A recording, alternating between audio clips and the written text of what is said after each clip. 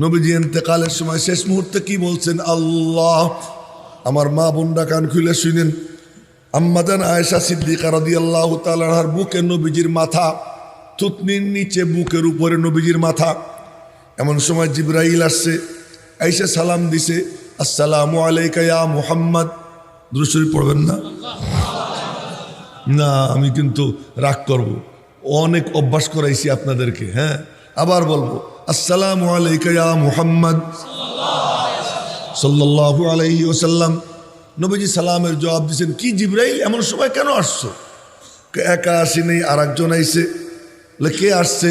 আজরাইল আসছে। কোথায়? এই মোবাইলের লাইট অফ। দরওয়াজায় দাঁড়াইয়া। কেন দাঁড়াইয়া কেন? আল্লাহ পাক বলে দিছেন আজরাইলকে, অনুমতি দিলে ঢুকবি, নইলে ঢুকিস না। অনুমতি দিলে ঢুকবে, নইলে ঢুকিস না। তো নবীজি বললেন, আচ্ছা অনুমতি দিলাম, আসতে বলো। আজরাইল সালাম দিয়ে ভিতরে ঢুকেই বলে, মালিক বলে দিছেন অনুমতি দিলে ঢুকিস, নইলে ঢুকিস না। কেন আসছো বলো। আল্লাহ পাক প্রস্তাব দিছেন, আল্লাহর কাছে যাবার চান না দুনিয়ায় থাকতে চান, ফয়সালা আপনি করেন। মালিকের পক্ষ থেকে কোনো প্রেশার নাই।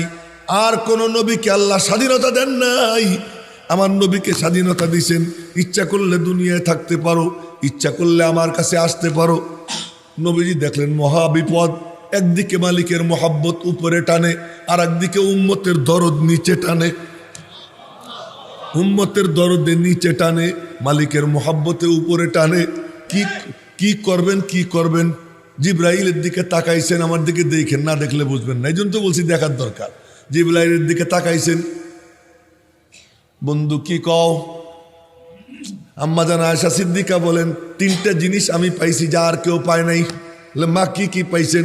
এক নম্বর, নবীজির সঙ্গে জান্নাতে ঘুমাইতাম। সুবহানাল্লাহ, ভালো করে কয় না তো। দুই নম্বর, আমার থুতু নবীজির থুতুর সঙ্গে মিশছে ইন্তেকালের আগে। আমার কোলে নবীজির মাথা।